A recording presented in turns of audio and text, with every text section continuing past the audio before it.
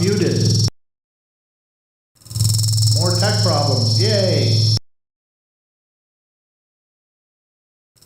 I gotta figure this out. Please be patient.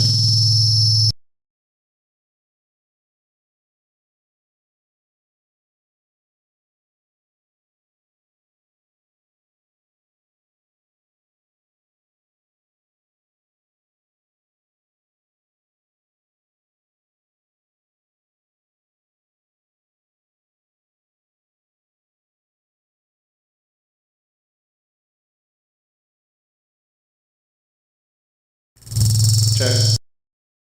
Oh my god. Oh no! What do I do? Not really sure. Sorry for the feedback. Protect your ears.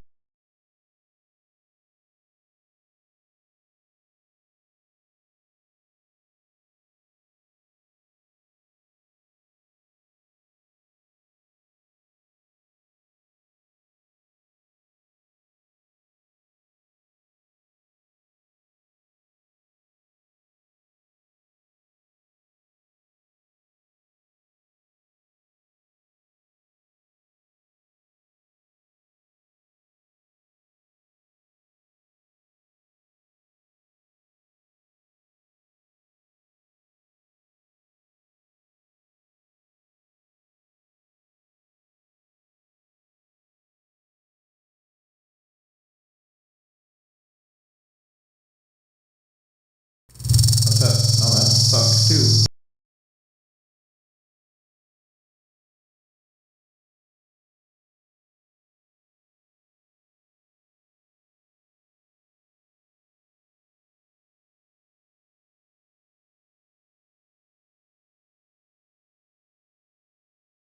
You can hear me, but I'm just doing some really weird audio thing.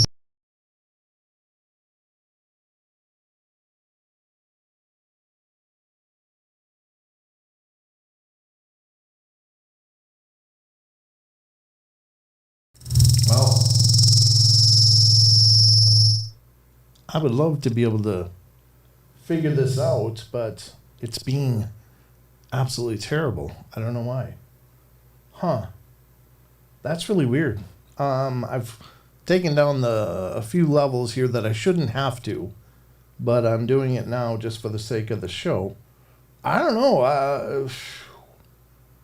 I guess we can go with this and just see. Does it sound still like I'm in a can? Is that what it sounds like to you guys? Test 1 2 1 2 1 2 1 2 1 2. Test 1 2. Testing 1 2. God, I just can't tell you how much I despise updates when they happen, because they always throw this stuff into an absolute tailspin for no reason that I can figure.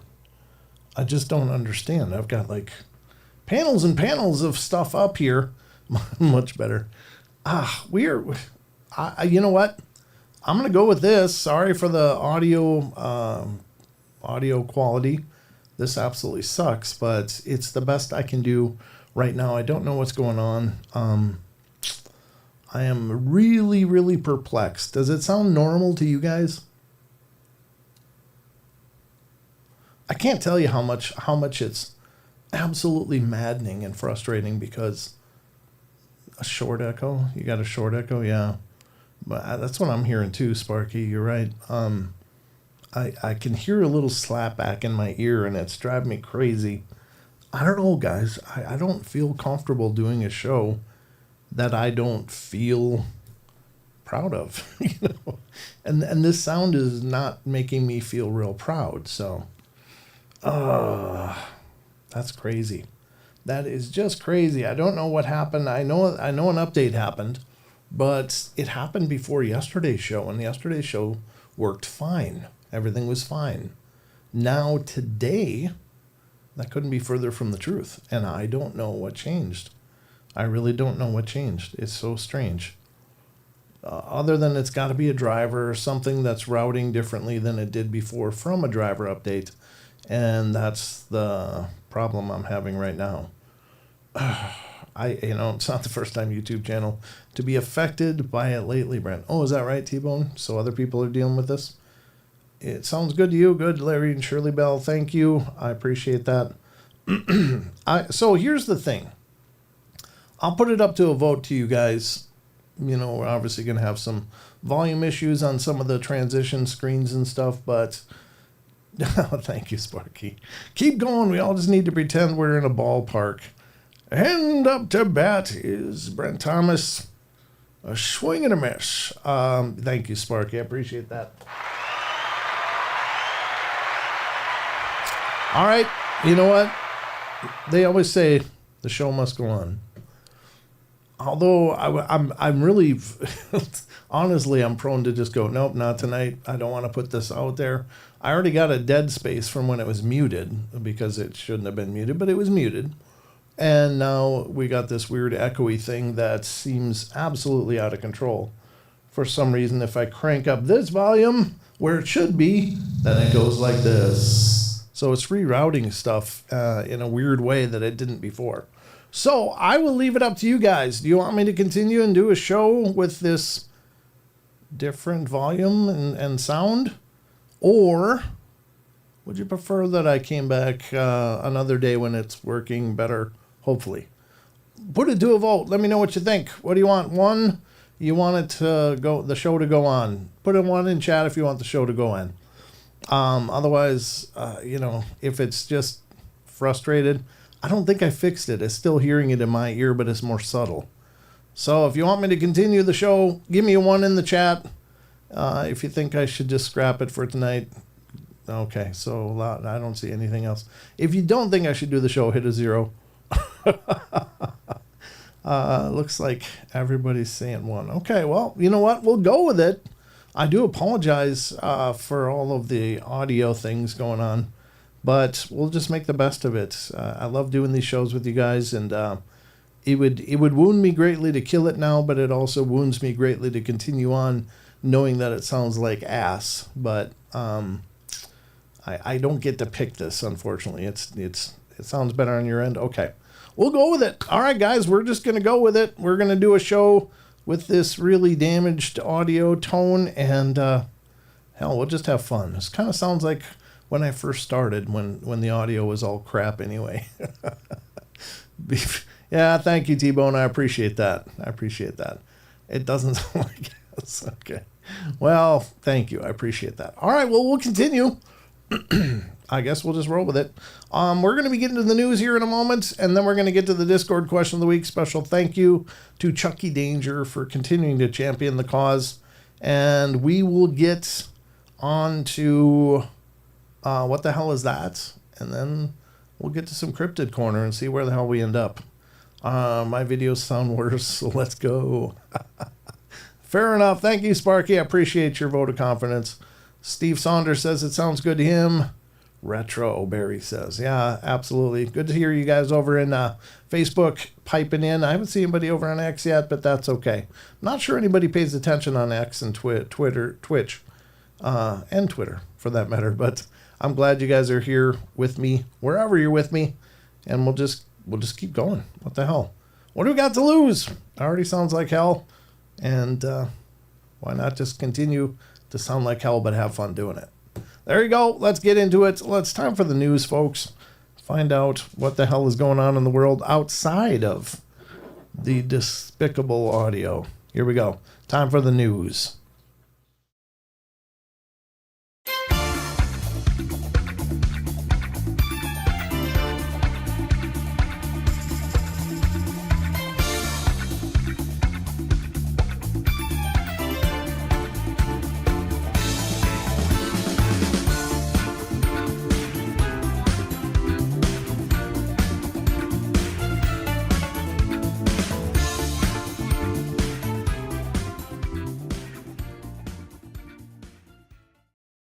All right, folks, we're gonna. I brought that level way down. I'm just gonna have to manually put it up for the transitions, but well, at least for that one, the other transitions are kind of baked in, and they use the regular mic line. So anyway, that one will sound normal because I'll just manually shift it. Welcome to the news desk. I'm your anchor, Brent Thomas, and we are going to dive into the news.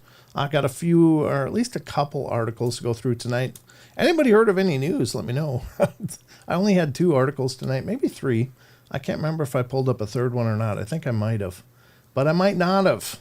However, remember throughout the course of the show, I utilize a lot of different sites. So please support these sites. Please give them your love and give them your traffic, because your traffic equals revenue and keeps the lights on for these sites. I love these sites. I don't want them to go anywhere. So please support them. Please give them your attention. There's so much more information on every one of these sites, stuff that you're going to love, because I love them and use them for the show all the time. So please give them your love. Audio adjusted, and you're good now. Thank you. I pulled it way down on that one fader that I should be able to leave jacked up and it would be fine, but it's not fine. Not tonight anyway, for some reason. Thank you, Sparky. I appreciate it. But we'll continue. Let's get to the first article tonight on the News Festival of Fun here on the portal. And let me position this better. There we go.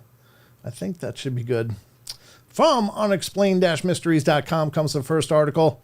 And this is Bigfoot gains new fame with addition of official hairy creature emoji. I don't know if you guys have heard about this, but apparently it's a big thing.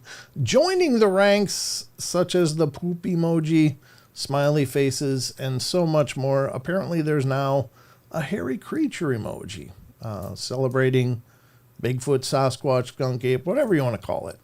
So I guess we got that going for us. Another nod to the worlds of the unexplained. And what the hell? We love it. Let's check out the article here and see what it says. After I cough profusely a couple times, and then get to the article. Here we go. Where the hell's my mouse? There it is. All right, the cryptozoological stalwart will be represented by its own emoji, usable on all emoji supporting devices. Fans of the alien, flying saucer, and ghost emojis will be pleased to hear that another unexplained themed edition called Hairy Creature will be included in September's Unicode update. There you go. Little round of applause. Whoops. That one. Gonna have a Bigfoot emoji. Although it isn't explicitly called Bigfoot, the new emoji is unmistakably inspired by the creature seen in the controversial 1967 Patterson-Gimlin Bigfoot video. It's interesting that its creators have chosen a generic title like Hairy Creature, perhaps to best represent the various different Bigfoot-like creatures reported to exist around the world. Yeah, I mean, there's only about 250 or 300 names globally for these things. So why pick just one when you can just call it a hairy creature? In Australia, for example, the creature is known as the Yowie, while in the Himalayas, the Yeti. There are dozens of variations, and generic hairy creature emoji basically just covers them all. No doubt it won't be the last cryptozoological emoji to be added either. Loch Ness monster emoji, anyone? Well, there you go. I don't know if the world's better because of it, but I will say that at least that does go to show that people are taking notice. I've been saying for a long time that, I know Bigfoot is a growing subject of curiosity for a lot of people. Just think about how they use it for beef jerky commercials for a long time now. There are Bigfoot bumper stickers and stickers on people's cars everywhere, and so it's gaining attraction. And I think that's, as cheesy and stupid as that may sound, at least it's an acknowledgement that there's a big broad cross section of our population that truly believes there's something out there. There's something in these woods, in these wild places, in some surprisingly close places, even to urban areas, that is huge, hairy, and it looks just like Bigfoot. So I think that's great. I think it's a little tip of the hat. Is it going to change much? No, but again, if it's out there, that means people are talking about it. Oh, we can't really hear the hissing from the ghost radar, but had two big dots near me, as usual. Coming to say hi, checking out the show. So it did hiss slightly in my ear. I almost like that lower because that sound is so creepy. It's like, meh. It makes me jump a little bit every time. So BJ Lapierre says, I have a Bigfoot vanity plate for my car. Oh, cool. That's wonderful. Very, very cool. So now we got an emoji coming, folks. The world is coming into our arena more and more. Little baby step by little baby step. Now we got another emoji. Pretty soon, we're going to have all the emojis. That's it. All right, well, there you go. That's the first piece of news from the Portal news desk. But wait, there's more. At least one more. Yeah, I never did pull up a third one. I might, though. There's another one that I thought about pulling up, but it's more scientific. And I was like, is this really something that we need to cover? Well, maybe we will. But let's check this one out from the conspiracy files of unexplained-mysteries.com comes this one. Former Area 51 worker claimed colleagues were killed by an invisible enemy. Ooh, that's a little concerning. Wonder if they came there to recover the bodies of the Greys from Roswell. I don't know. Let's see what it says, though. The U.S. Air Force veterans have claimed that they were unknowingly exposed to radiation while working at the facility. Well, that's not a... What? That sounded way cooler in the headline. Now it sounds terrible. According to the group, hundreds of workers were once stationed at the Nevada Test and Training Range, a highly restricted region of the desert which is also home to the selective Area 1 facility, have since died of serious illness caused by exposure to high levels of radiation. Nuclear testing during the 70s is thought to be primarily responsible. Despite the risk, a 1975 report from the U.S. Energy Research and Development Administration allegedly concluded that it would be against the national interest to put a stop to the work being conducted at the site. Yeah, but did they let the people know that work there? Hey, this isn't good for you, but it's going to be good for your country, so take this one on the chin. Compounding the frustration of those impacted by radiation exposure at the site, the U.S. Department of Veterans Affairs is reportedly declining to provide medical coverage. Oh, so that's double crap right there. That's a double crap sandwich. No. I mean, it's one thing to make people or to have people work in such conditions, but then when they get sick, to say, well, you're kind of on your own. Thanks for your service. That's really ugly. This is because, owing to the classified nature of the operations conducted there, all relevant official records remain restricted and sufficient evidence of exposure cannot be provided. Wow, that's so horrible. David Crete, a former Air Force sergeant who worked at the site in the 80s, maintains that over 490 of his colleagues have since died and that he, too, is suffering from various health complications. Even today, much of what these men did at the site remains classified. It's just a matter of betrayal, veteran Mike Nemchik told News Nation. These folks knew, and they purposely kept it quiet because it was more beneficial to them not to tell us. Yeah, that's horrible, horrible, horrible. I mean, they don't have to declassify stuff, but just give people the technical data, to substantiate the claim. Look, this is when I worked. This is where I came into exposure of such levels that have caused my health to just deteriorate. They don't have to say, well, we were dissecting alien greys when some fluid spilled out, and turns out those guys are pretty hot radioactivity wise. I don't know. That's horrible. That's horrible to think that people were subjected to this unknowingly and are now being subjected to horrible health problems and even death, and it's still not being acknowledged officially. I think that's so sad. So sad. It's one thing to do the research. It's another thing to try to justify it in the benefits of the nation as a whole, but it's another to just say, yeah, sucks to be you. Good luck. That's just ugly. That's just ugly. So I don't know what to make of that, but that is just tragic. I'm really, really sorry to hear that. I think it's one thing. I mean, obviously, progress is often scarred with the wounding and maybe inadvertently harming innocent people, but it's another thing to turn your back on them. When they do have the data, they can substantiate that, look, probably happened here. Yeah, you know what? We'll stand behind your bills. It's taken care of. At least give these people that. So I'm really sad to hear that. That's just really a heartbreaker.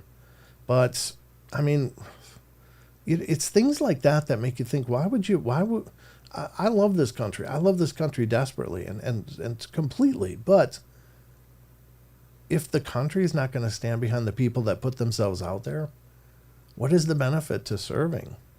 If you're serving to do what you think is for the greater good, maybe for your own greater good, but for the good of the country, and then you end up coming into exposure of things you couldn't possibly understand, and maybe they didn't understand at the time. But regardless, those people are wounded. They're hurt. Their health is forever affected by it. And then to just leave them on their own, that's just an ugly, ugly thing. So I hope they get some justice. I hope that somebody goes, you know what? No, we're going to stand behind this and we're going to take care of these people. So maybe there should be some kind of campaign to that end. And I'm not sure that it would be born of the Paranormal Portal. Like, hey, I'm going to spearhead this campaign. I wouldn't know where to start. But I do know that if people are putting themselves out there and getting hurt in service of their country and doing what they think is right, and they get this kind of problems, then the country should stand behind them. It's kind of like homeless veterans. You know, that's another thing that really hurts, because these people put it all on the line. Regardless of whether or not you agree with some of the military actions of the world and our involvement in them, whether you're from the States or from wherever, they did what they wanted, what they felt was the right thing to do. And then to have their country turn their back on them, that's disgusting. That is just disgusting. I hope somebody intervenes and makes this right, because what a horrible thing. But that was that article. I do got to see if I can find one more to fill the third article void here. Here we go. This is one that I think would be good. Maybe not directly involved with most of what we discuss here, but interesting nonetheless, because there is two very distinct schools of thought in terms of how do we get here. One of them is evolution. The other one is creationism. And apparently this article is going to discuss the great divide between the two. So from unexplained-mysteries.com, God, I hope this isn't long. It's really long. It's pretty long, but we're going to read part of it. The evolution versus creationism divide. Why the US and UK see it differently. Oh, I didn't know it was so cut and dried. We think something and our counterparts in the UK think something else. Let's see what it says. Evolution remains a contentious issue for many, with opinions more divided in the US than in the UK. Okay, well, I guess the title was a little misleading there, but we're more divided in the US. That doesn't surprise me. We're pretty divided on a lot of issues, not just creation versus evolution. Edward White wrote, I guess this is his paper, 100 years after a Tennessee teacher named John Scopes started a legal battle over what the state schools can teach children, Americans are still divided over evolution. Scopes was charged with violating Tennessee law by teaching evolution in a highly publicized July 1925 trial that led to national debate over evolution and education. The trial tested whether a law introduced that year really could punish teachers over evolution lessons. It could and did. Scopes was fined $100. 100. Those less zeros than I was expecting. But here's the weird part. While Americans remain deeply divided about whether humans evolved from earlier species across the Atlantic, British people have largely settled the question decades before the Scopes trial.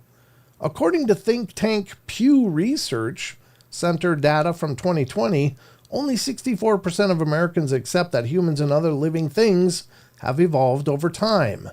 Meanwhile, 73% of Britons are fine with the idea that they share a common ancestor with chimpanzees.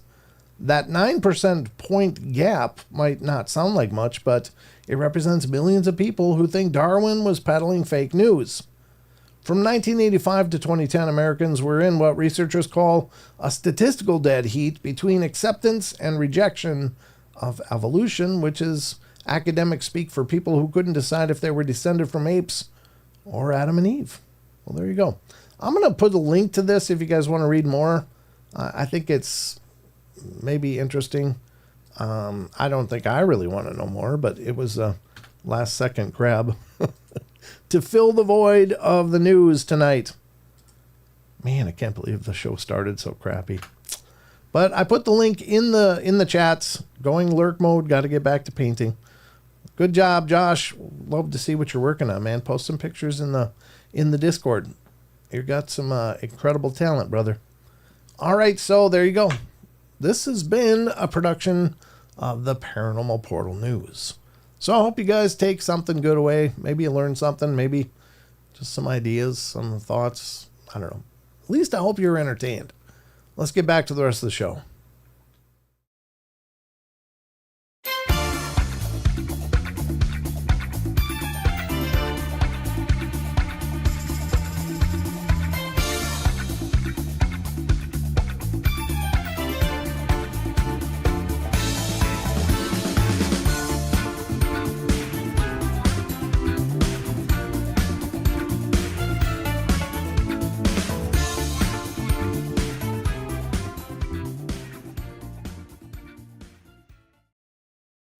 All right, well, that was the news.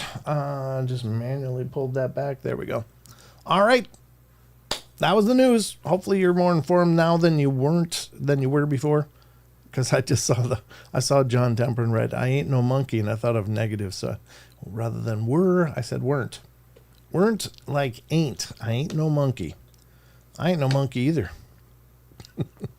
I don't know. I mean, I don't pretend to know how everything came to be, but I kind of think there was a pretty incredible mind behind it all. I just think of all of the things that exist in perfect harmony and balance throughout the universe. There's certainly opposing forces and stuff, but it all balances out.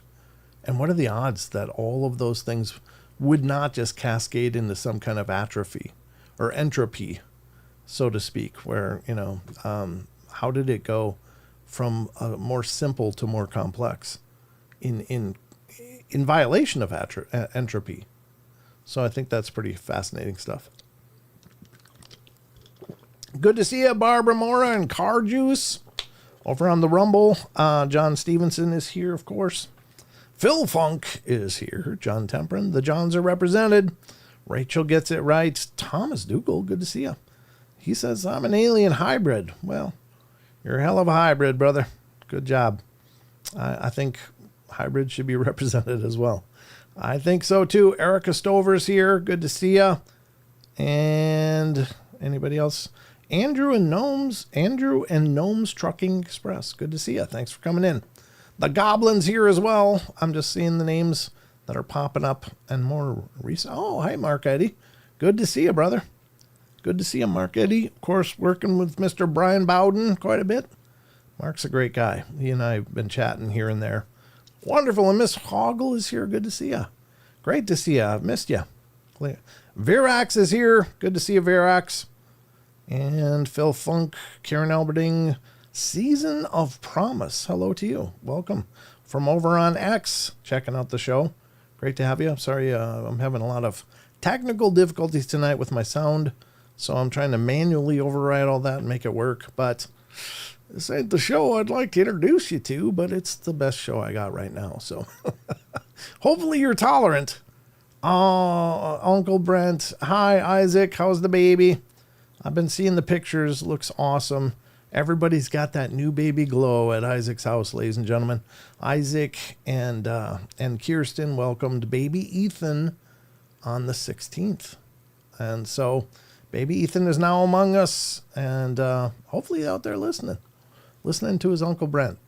If you don't know the background, Isaac and Kirsten met here on the show and brought their lives together, have this beautiful home now, and their brand new baby. So it's such an honor.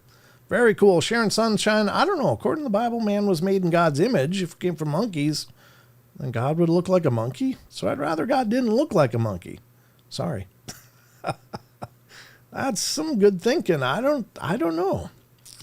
I don't know how that actually translates, but you're right. Yeah, I don't expect God as just some King Kong looking thing up in the clouds. So I think we're probably okay with that. Daughter will be 45 tomorrow. Oh, very cool. Happy birthday to the daughter, Miss Karen. All right, we've got a lot more to get to. We are going to get to the next segment, which is one of my favorites, and this is championed by our very own Chucky Danger. This is the question of the week, and it has to do with our Discord. So if those of you aren't familiar, check out the description below. You will see a link to join the Discord if you so choose. It's absolutely free. Discord's a fun program. A lot of our chat community is over there regularly, having conversations all throughout the week, even when the shows aren't live. So it's pretty cool. Everybody kind of hangs out over there. So if you love the chat room here on the show, you're going to love our Discord. And what question of the week is Chucky asks some question dealing with the paranormal. Could be UFOs, could be cryptozoological, could be ghosts, strange phenomena, etc., etc. So some question, and we're just curious what you guys think. And again, there's no wrong answers. We just don't know anything about this stuff, honestly. Although there are people out there that'll tell you they know all about it, and God bless them, but I don't subscribe to that theory. So I think any idea is just as valid as any other, and you guys have come up with some incredible ideas for some of the strangeness that is the paranormal. So let's get into that. I hope you guys are ready. It's time for the question of the week, which is not that. That's not that. I got that open from the news. I got to close that anyway. So there we go. I almost forgot. Sharon, what happened? What loss? My father-in-law passed away last night. I'm trying to keep it together tonight. I'm being silly, I know. My way of coping. Oh, God bless you. Our love and hearts and love go out to you and your family. I'm so sorry for your loss, but I hope it was peaceful, and I'm sure that he's in a better place. I really believe that. I think all of us do. I think most of us, if all the cool people do. All right, well, here we go, ladies and gentlemen. It's time for the question of the week. Let's get into this.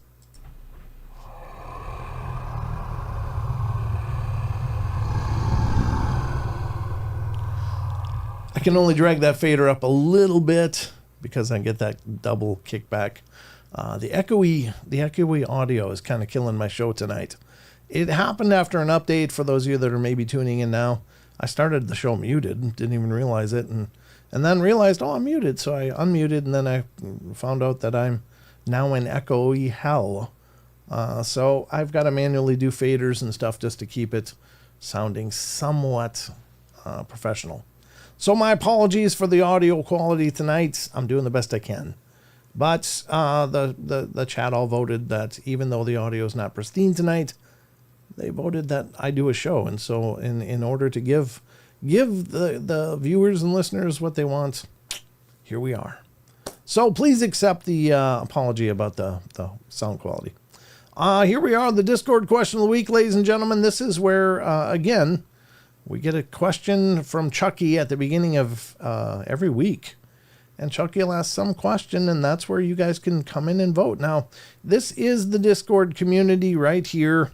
And you'll see there's lots of discussion threads, different things you can go to check out. People are posting links, articles, videos that they found, or information on all of these. So there's going to be something for everybody that's a paranormal enthusiast over here to check some things out.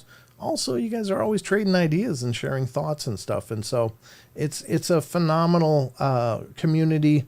Sheldon actually set this up for us, and the wonderful K-Love, who's a longtime friend of the show. She boosted it all up until we had our own static URL. So it's literally discord.gg/paranormal portal. That's how you get there.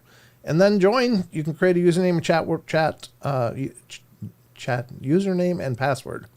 Jesus, I don't know what's wrong with my head. But all you do is you click on these topics over here, and Oh, somebody came in. Shell came in. Shell's here. Good to see ya. And anybody else join? Nope. Looks like Shell was the last one to join. Great to have you here, Shell. If you're out there now listening, welcome and thanks for being here. So, but what we're focused on tonight is the question of the week. You click on this, you go over here with your mouse wheel, and you can see what everybody else said in response to the latest question, which is from July 13th. Chucky asked this. Today's question: the fairy or fair folk are said to be people of the other world. In Ireland, they have portals to the other land called she mounds. I don't know how they get Sid he, but it's pronounced she. That always perplexes me. But fascinating. Thank you, Chucky, for putting the pronunciation in there, because I saw that and I was like, oh, how do you say that? And then thank you for reminding me. I did used to know. Mushroom circles are also commonly called fairy circles. If you had the opportunity to see an operational fairy portal, would you step into it and go to the other world? What would you hope to achieve? Great question. I do have fairy circles in my yard, and I so far have not fallen into a fairy realm. They say you're not supposed to cross through them, but unfortunately I have grass, and I do pick them because they're great eating. Those mushrooms are delicious, and I'm not trying to, be a health advocate here or tell you what you should eat or shouldn't eat, but we get those things and saute them in butter, and they're amazing. But they're little tiny mushrooms. I mow the damn thing all the time, and I haven't so far gone into the fairy realm that I'm aware of. So I got that going for me. However, great question. If you did see a portal and you knew that it was the fairy realm or the realm of the fae folk, would you go in? Great question. Let's see what people said. First up came Steel City Stacker. Not a chance. And I would film it, though. Yeah, that would be cool. I mean, could you imagine having a GoPro and going through something like that? I mean, it wouldn't matter even if you did. You got the most pristine footage. There'd be all kinds of people. Oh, that's such crap. What a AI hoax, and et cetera, et cetera. Even if it was real, but I gotta admit, I'd be pretty fascinated to go into there just to see. But anyway, let's continue on. Eric, the Wandering Purple Hobbit, comes in. Another one? But I just answered the last one. Oh, okay, dang it. Agree with Steel City Slacker. I think it's Stacker, but he said Slacker. No way, Jose. Not directed at you, Jose. In our chat room, we have a gentleman named Jose, but it's a figure of speech. No way, Jose.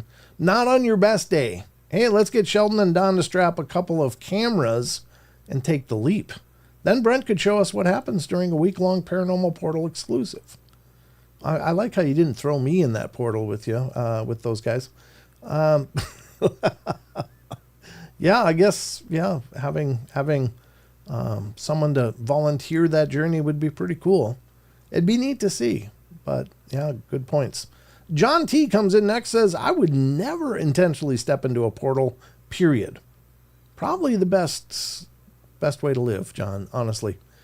We don't really know where they go. We don't know if you can come back. What if you go through and there's no going back? It's like, that's welcome home because you get to stay now forever. I don't know. That would be the tough part. There's a lot of reasons to come back. Curiosity would bring me there, but I have more things to come back for. So, Play Nendo Gaming comes in and says, not only would I go through, I'd bring my wife and kids. He'd bring his whole family. Play Nendo's going all in. He's bringing the whole tree with him. Well, good for you. I think, yeah, I mean, if you didn't have the ties that bind back here, maybe it would be interesting to go in there. What if it sucks, though? What if it sucks? And then you're stuck there. That would be horrible. What if they hate us over there? And you go there and it's like you just jumped into a world of hate and they're not about to start liking you. I don't know. That's a little scary. Josh Casto comes in and says, yeah, I think a big nope for me. Good answer. I think that's probably the safest answer. David Zeismer, no, I will pass. I will pass on going in. Annie Manu comes in next and says, absolutely not. First of all, you have no clue if you'd come out in one piece. Second, would you be welcomed by the Fae? good point. What if you go there and they're like, invaders, and God only knows what they start throwing at you. That's a scary version. They're known for being tetchy. I think she meant touchy, maybe tetchy, I don't know. And keeping prisoners. Third, if the old stories are right, then you could return home hundreds of years after you left. All the people you loved would be long dead. It sounds like a losing proposition to me. Yeah, I mean, it would be something to go and say that you were there and be able to speak on that and bring that information back, but it would suck that you lose every bond that you have would be gone by the time you came back. If indeed it was a time dilation like that, like, well, it was only 2 days over there, but it's been 300 years here. So, no. Oh, no. Unless you like fresh starts, maybe your life sucks and you'd come back to a better situation that way. I don't know. There's that. Blondie Lady linked Shelley twice in it. So, but no response from Blondie Lady directly. Weird Nerd 42 says never. That sounds downright stupid, and I've been doing stupid things lately, like eating too much dairy and posting too much on Reddit. Yeah, that's true. It's like you can take Lactaid for the dairy, but you probably can't undo a portal jump. That's kind of true. Maybe it's just one way, or maybe it's not. I don't know. If you could just go and look around for time and it was the same time and be assured to come back, hell yeah, I'd go check it out. I'd want to see. But I'd need some guarantees. Bogart comes in and said, I'd go through it no problem. I might not want to come back.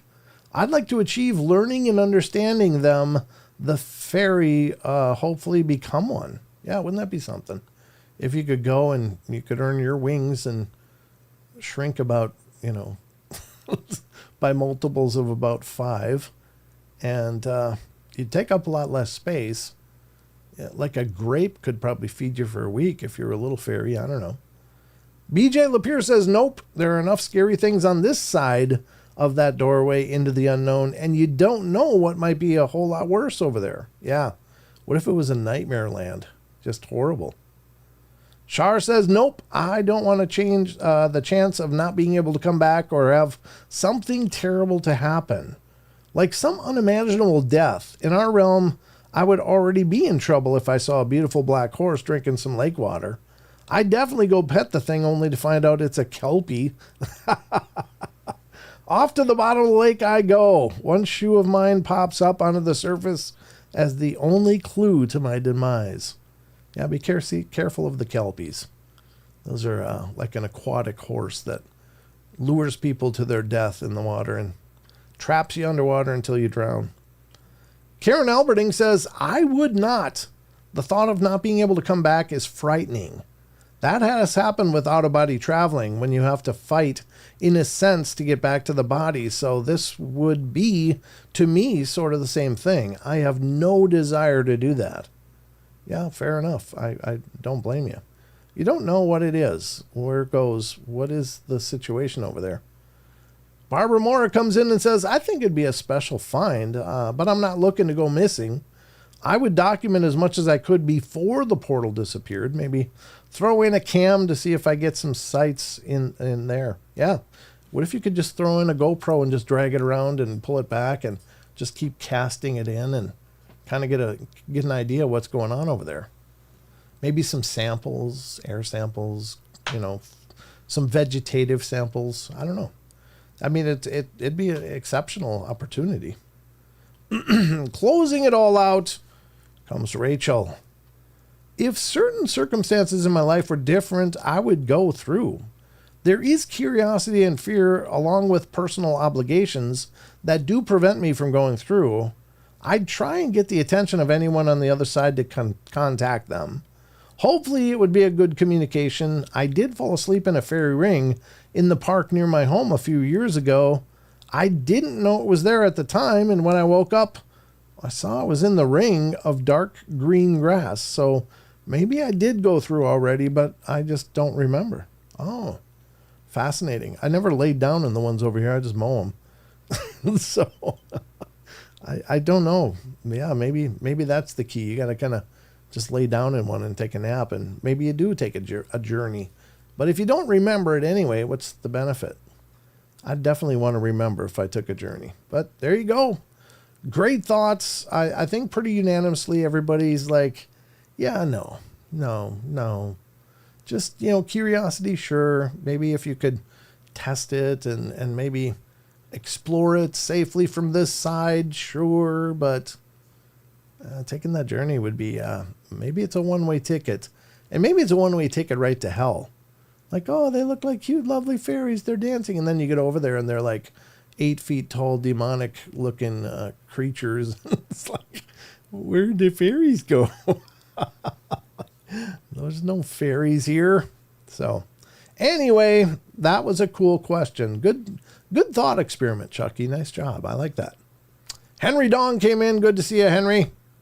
That's good to see you. And Brandy's in here, I guess. Hi, Brandy. Good to see you. I personally would go through a fairy portal without hesitation. Well, you're kind of like that though, Chucky. You're like balls in on everything, man. I admire your courage. Kelpie Inkpot. There she is, Miss Rachel herself with her alter ego. So yeah, I appreciate everybody's responses. That's really cool. Hi Goblin, good to see you. But yeah, I don't know. Would I go in? A big part of me would want to, honestly, because there's the idea of traversing realms is fascinating. It's exciting, but there is a truth in that. Like, what are you going to? If you can't know where you're going or what it looks like, or if it's a good situation, yeah, that would be hell. You'd be volunteering to step right into hell. So I think erring on the side of caution is probably a good thing. Maybe I'll save dimensional exploration to after I'm in my universal energetic body, not in the skin suit. So anyway, very cool thoughts. Again, please join the Discord. Love to have you over there. The link is Discord, https://discord.gg/paranormal portal. Join, become part of this. And again, Chucky posts these questions every week, so keep an eye on the questions of the week thread. It should come to all channel members that are on our Discord, because Chucky does it with this this post where he does at everyone. It should tag everybody in our Discord server. So if you're a part of the Discord, you should receive a notification and just weigh in. Let us know what you think. Again, there's no wrong answers, so by all means, please do so. All right, there it is. That was the question of the week. Once again, thank you to everybody for taking part. All right, so which scene am I on? Where is it now? Where is it? I don't even see it. There it is. Sorry.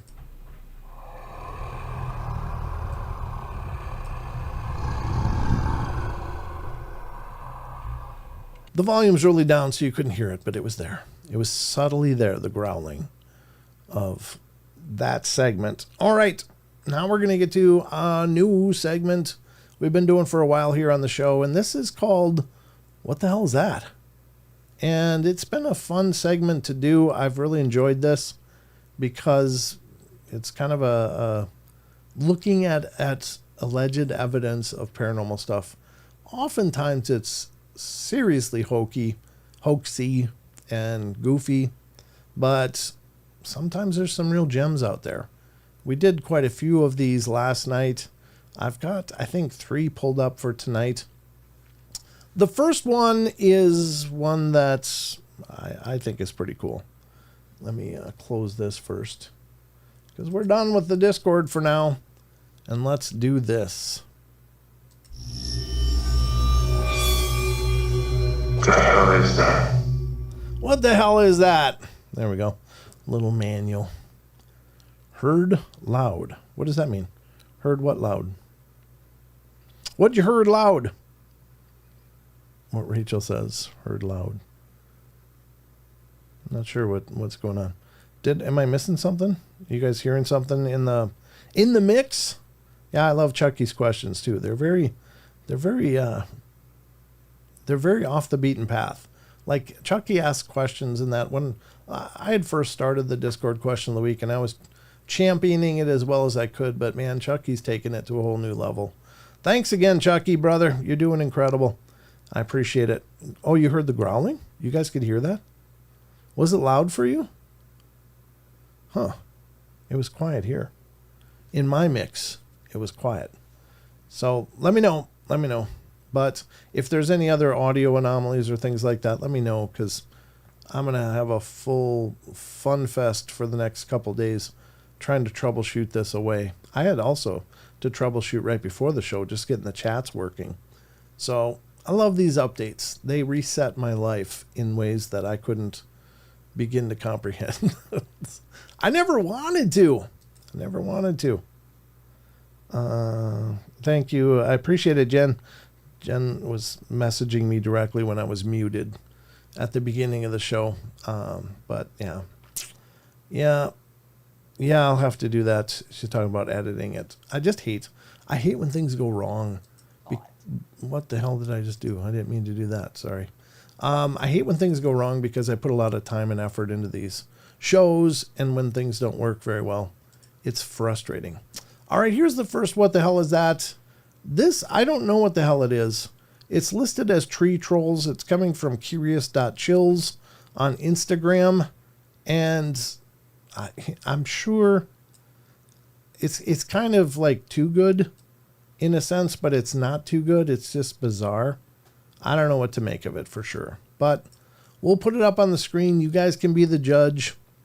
It looks like it comes from Stake. I don't know. It's sponsored by Stake. That's a gambling site online. Not that I'm encouraging gambling in any measure.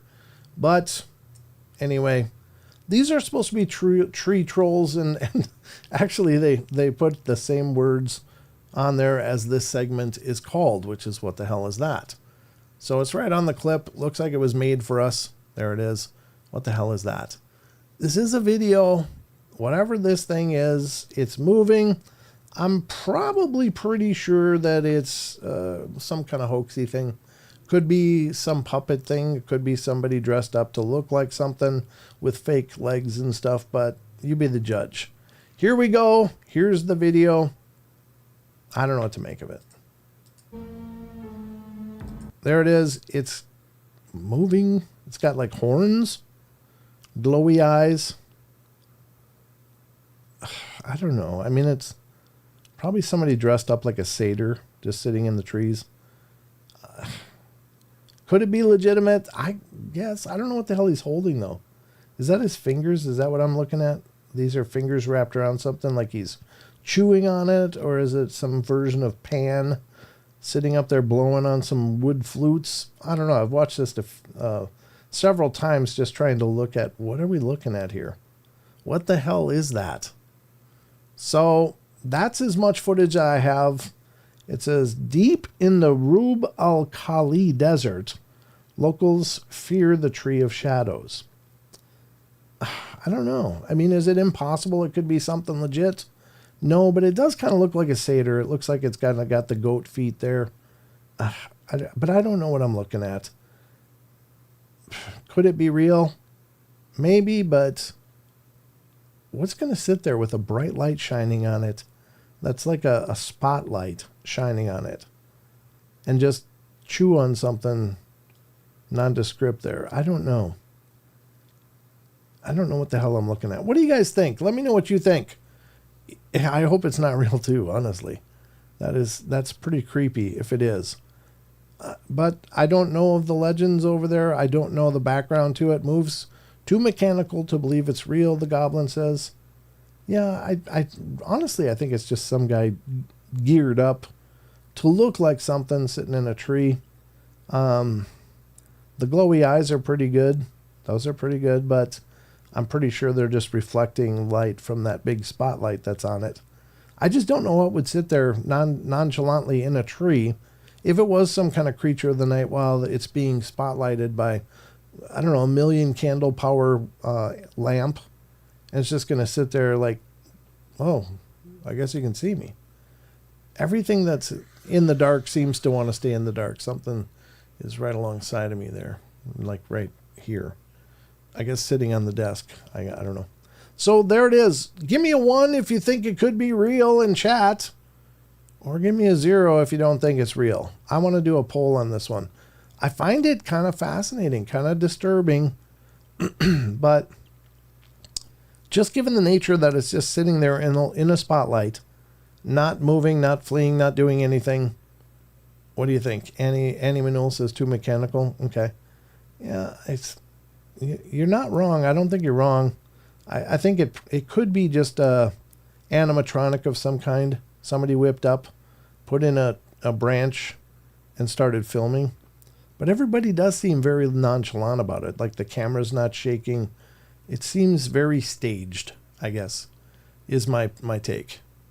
Yeah, I don't know what I know either, honestly, Josh, but it looks like everybody's pretty convinced. Brandy Copeland thinks it might be real. I mean, is it impossible that it's real? No. There is legends of these things like satyrs and stuff as old as time. And people maybe were seeing something, and maybe this is what they were seeing. Maybe it is just 1 in a million chance capture. But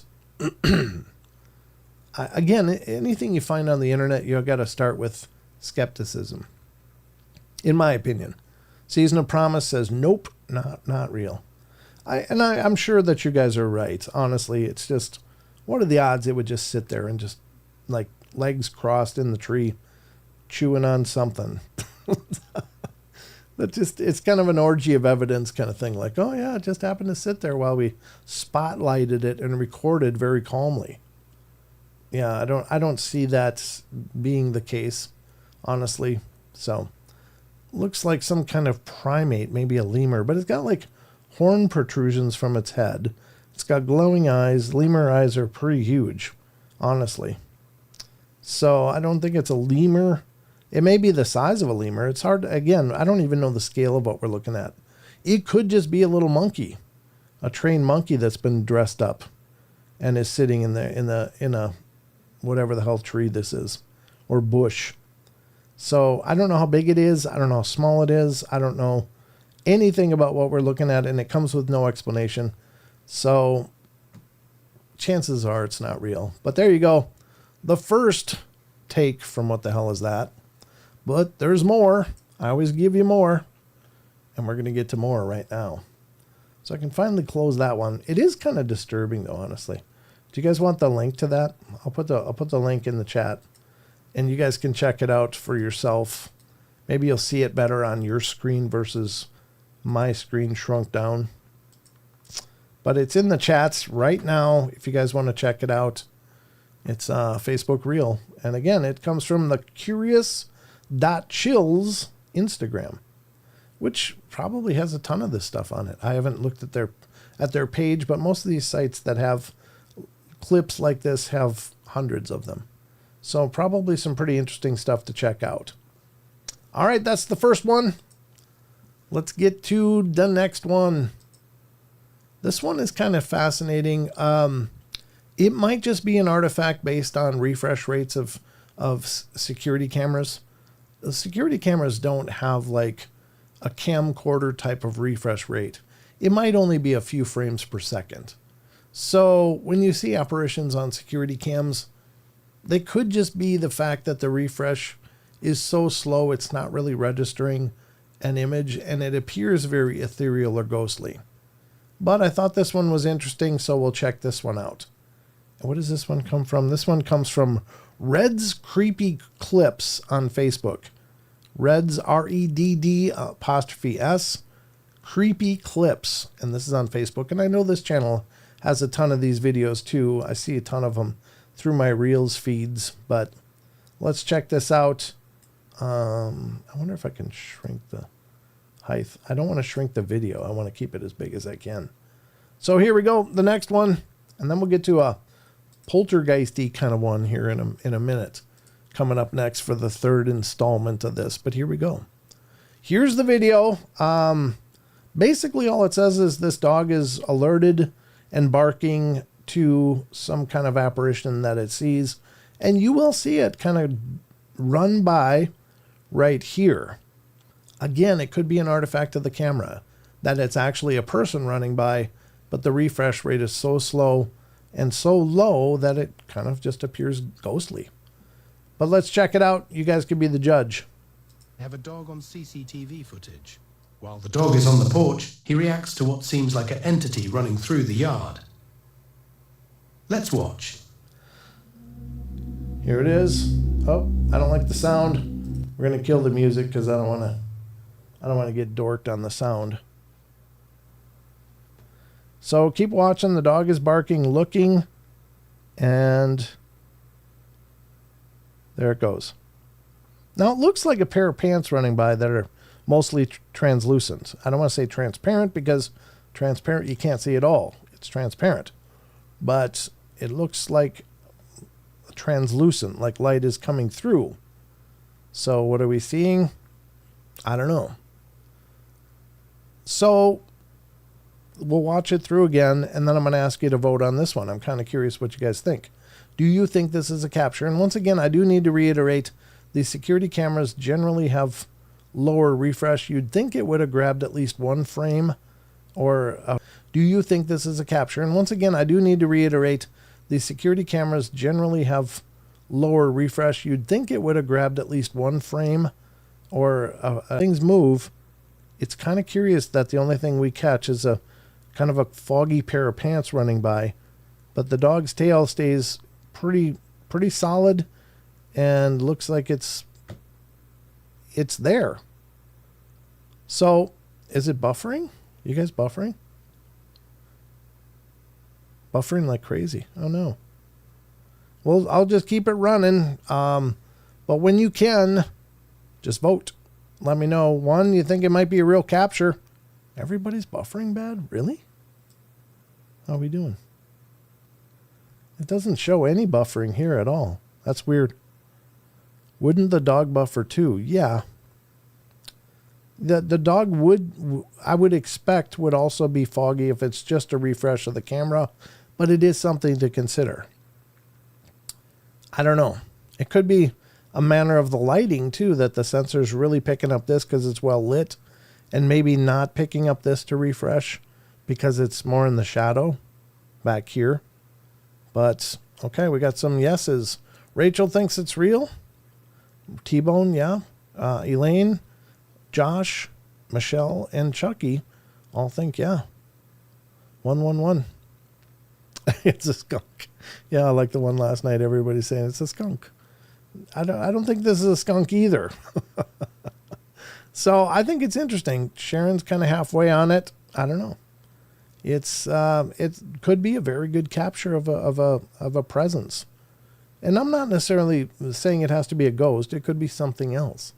Could be some being that's a little bit out of phase to us. I think we're surrounded by frequency variations that we don't readily perceive, but we experience those like spirits that are also out there. I just think we call everything ghost if it's not physical, even though it may not be ghosts at all.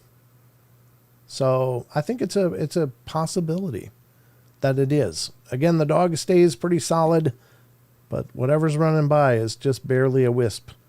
It's barely there. So could be a great capture.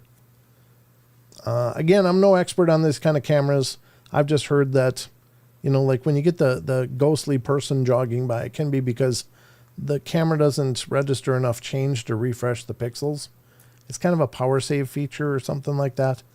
And so I don't know if the fact that it's so not lit as well out here, just with a little bit of remaining light hitting out there, versus well lit here, and that's why this is really refreshed versus this. It may be a consideration. So something to think about.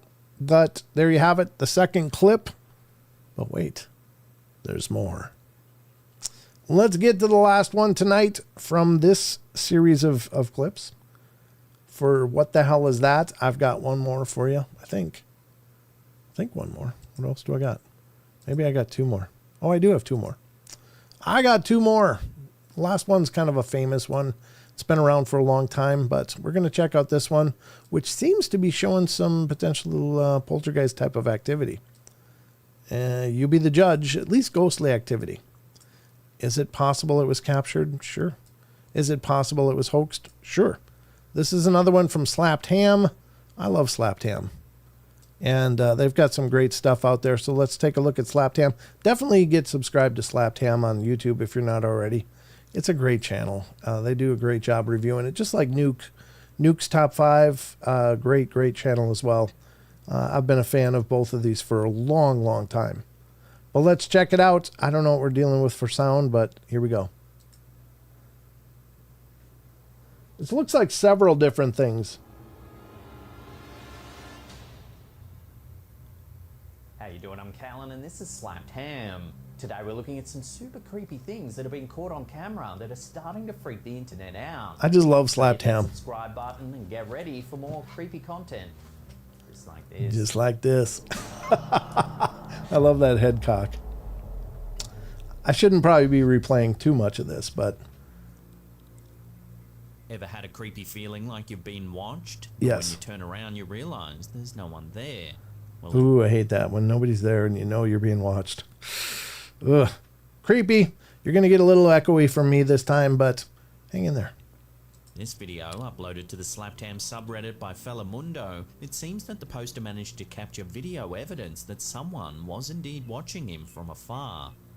Take a look. Oh, yeah, this one. I've seen this one a long time ago. Looks like somebody's actually in the garage. There's nobody there, according to the poster, but watch this window. There appears to be a pale, ghostly face staring at him from the window. Isn't that creepy? That just looks so creepy.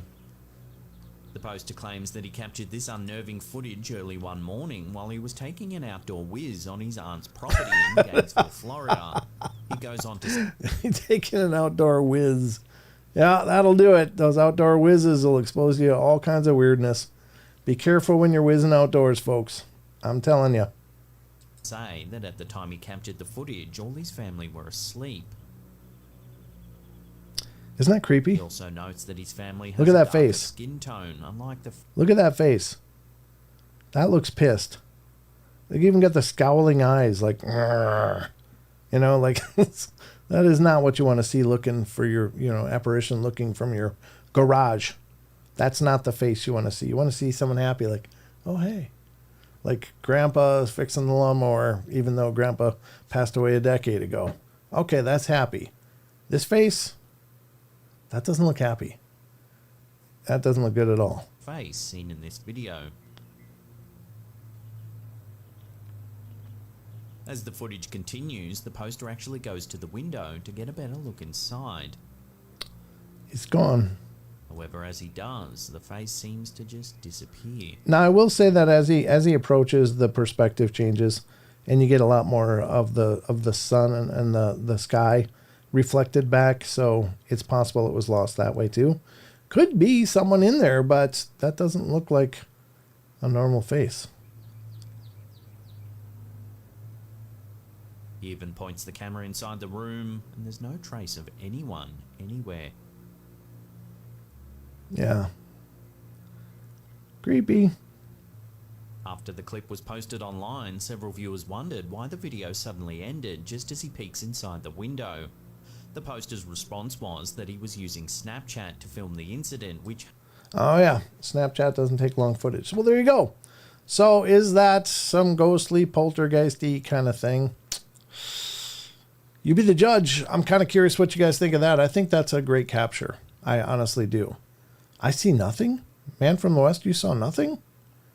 You didn't see that face in the window? Come on, you had to have. Well, if you missed it, scroll back. Check it out. We can't see it. Oh, God. I didn't even change the screen, did I? I'll tell you, I'm all verklempt tonight. Sorry. I'm just goofing this up in a lot of ways, aren't I? This is not my show tonight, ladies and gentlemen.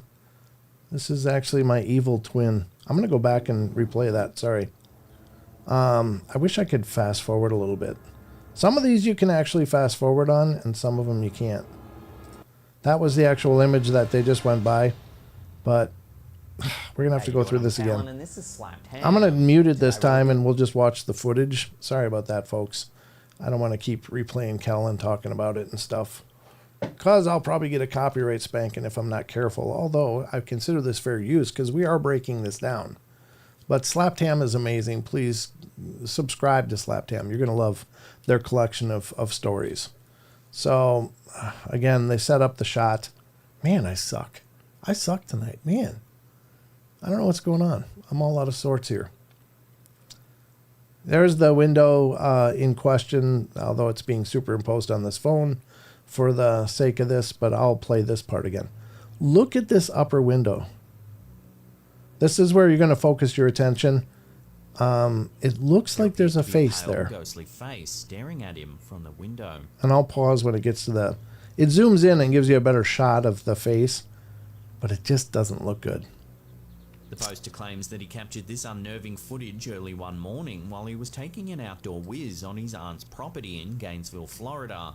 He goes on to say that at the time he captured the footage, all his family were asleep. There's the face right there below that reflection. That his family has a darker skin tone, unlike the... Look at that face. Doesn't that look angry? Looks like it's got the scowling eyebrows and kind of a grimace face, you know, like, get off my lawn. Except it looks like long hair, long stringy hair or something like that. Who takes outdoor whizzes? Everybody takes outdoor whizzes in the States here. It's kind of a rite of passage. But yeah, that's the face that he caught in there. It's creepy. Very, very creepy. I don't know. That's not the face I want to see in my garage window. Looks like Snape from Harry Potter. That's a good point. Yeah, it does kind of. That's a good point. Marilyn Manson face. Yeah. Well, I'm glad you guys love me. Man, I'm just batting zero tonight. I swear to God, I can't seem to get it right tonight. I don't know why. So I do apologize. I usually have much better shows than this. But you gotta, if you love me at my best, you gotta accept me at my worst too. That's tonight. So anyway. Whoops, that's just wrong click. Anyway, that's the face. Rather than belaboring this for a third time, because I am sucking everything tonight. Let's go to the last clip. And this will be the last one for the... What the hell is that? I think. Actually, I have two more. I'm going to do this one. This is another ghostly one. This one does have some controversy attached to it. And I think the guy that captured this clip or was peddling this clip also had the Blackwell Ghost. I think he's the same person that put together the Blackwell Ghost documentary. If you've not seen that, it's a decent documentary, but there's some controversy around the person that's in charge of it. A lot of questions about this clip specifically, and we'll go over that.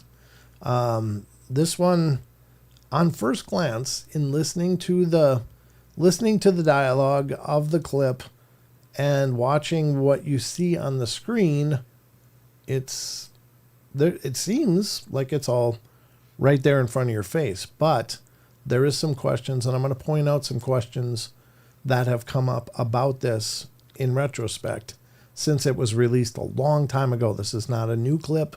It's been around forever.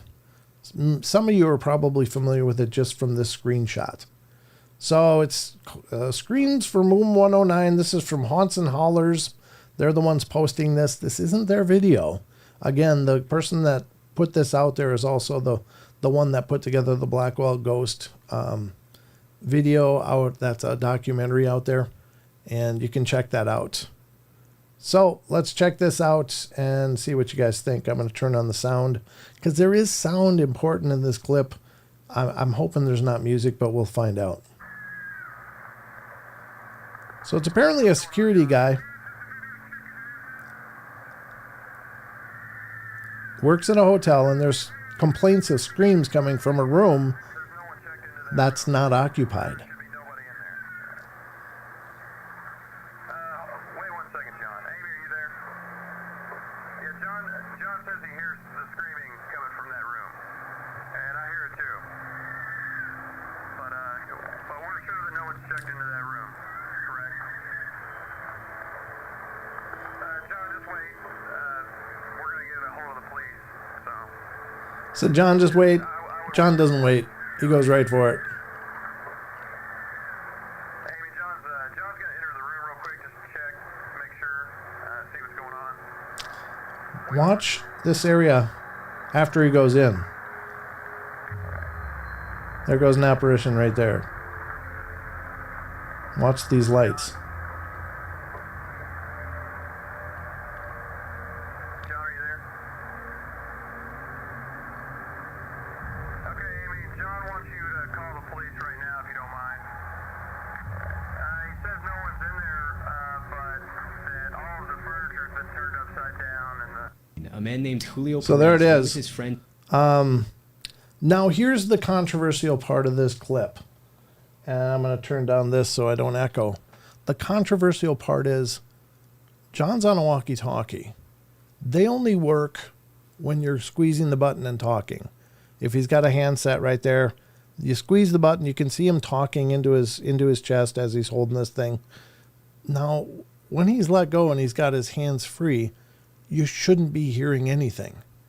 You shouldn't hear the continued screams coming through the line because he's not depressing the call button.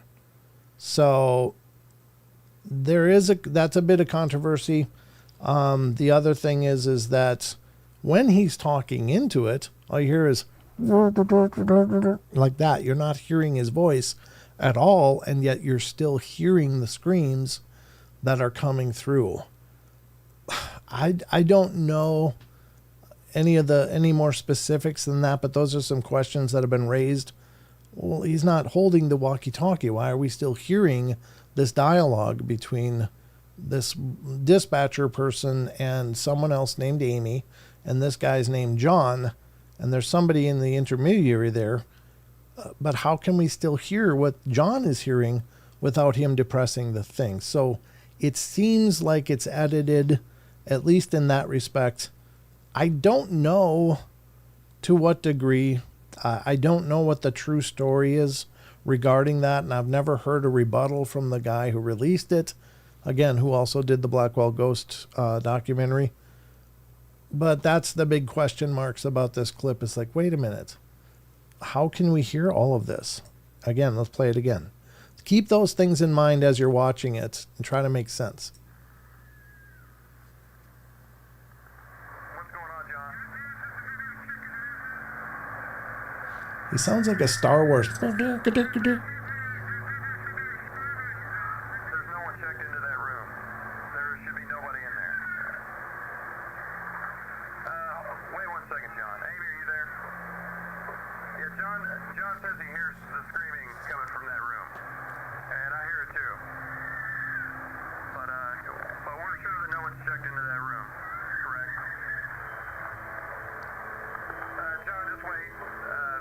We're going to get a hold of the police. So, I would wait for the police, John. So his hands are free. He's holding the door and a flashlight, and yet we still hear the screams. Wait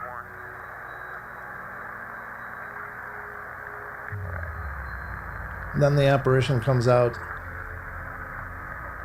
John, And then the flickering lights. John, are you there? So there's a lot of question marks on this in terms of that don't make sense compared to what we're seeing.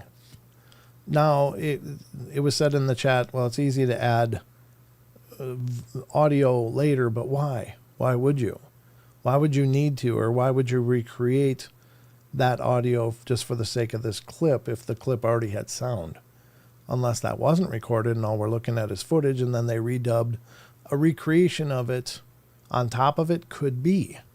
But again, some question marks. I don't know.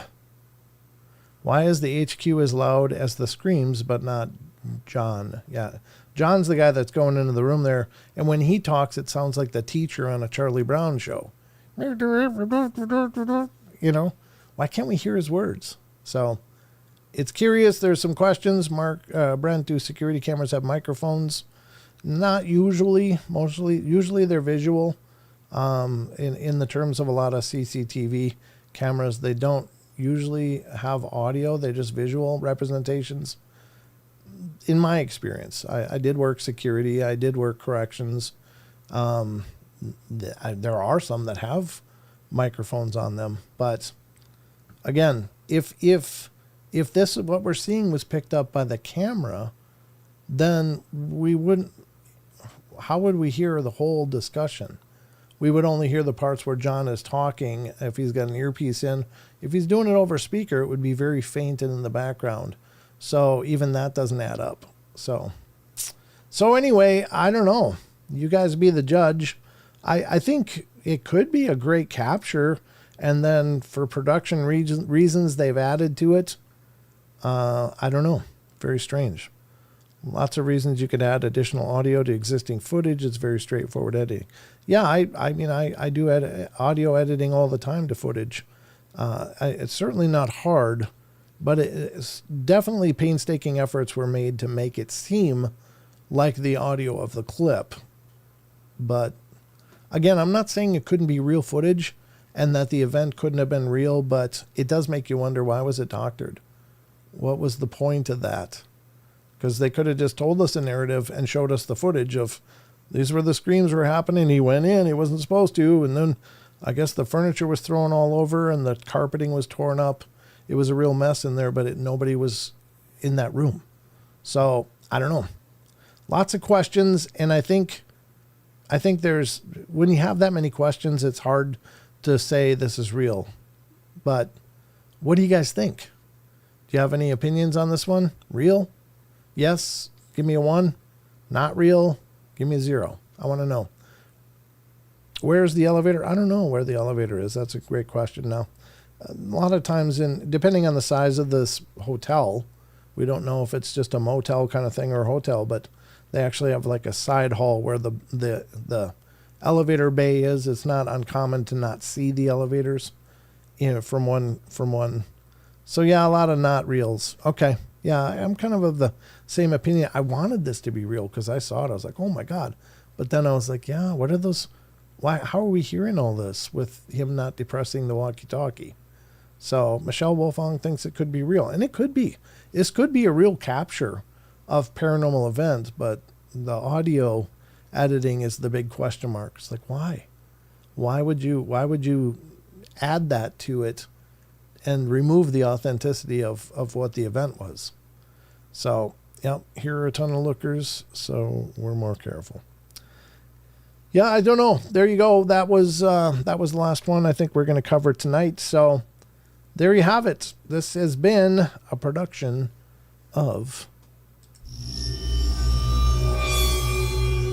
What the hell is that? There you go. What the hell is that? That's how we roll here. I'm going down with the volume a little bit. And yeah, I mean, I love this segment. I love that we can discuss this, talk about these things. We don't know if it's fake. Yeah, we don't. You're right. And I don't mean to imply that it is not real. I just know that there's question marks about this footage that are at least cautionary.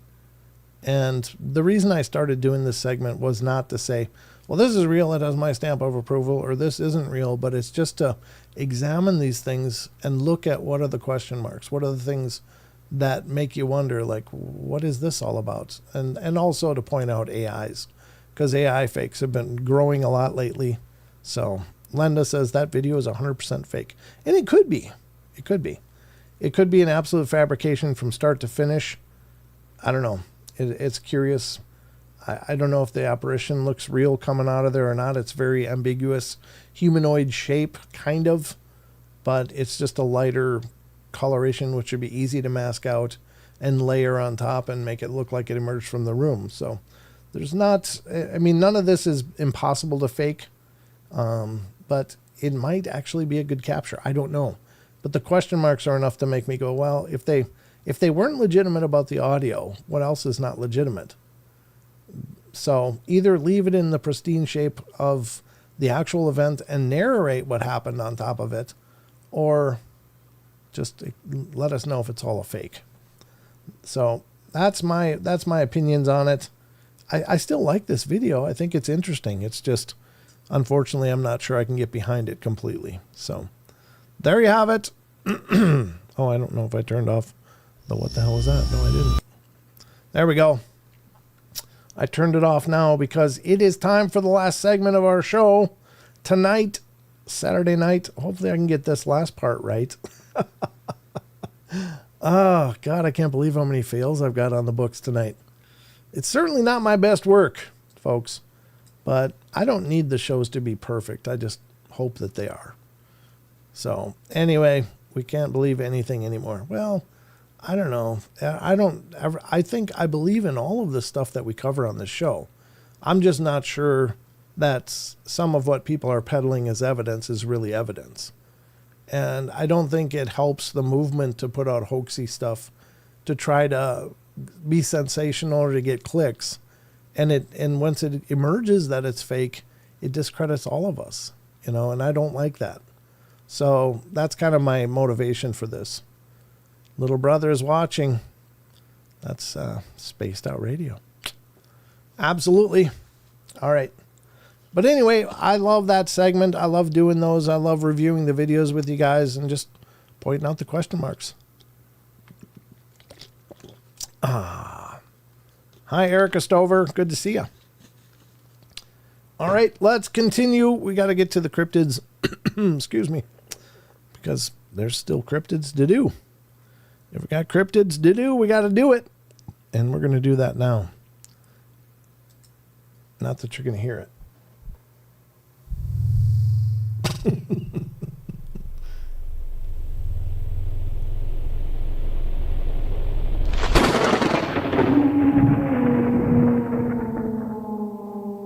There we go. As much sound as I could give it without it sounding like absolute hell.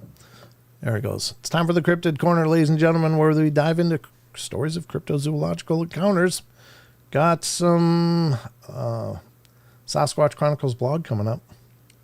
This is the first one I got pulled up for you guys from Wes's blog over on SasquatchChronicles.com.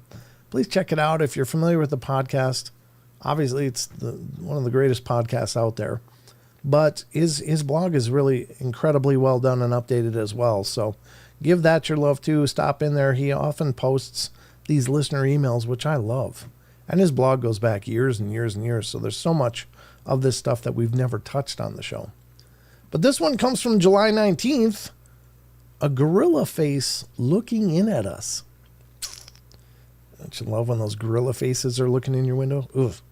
A listener writes, there was 2 separate occasions within the same year.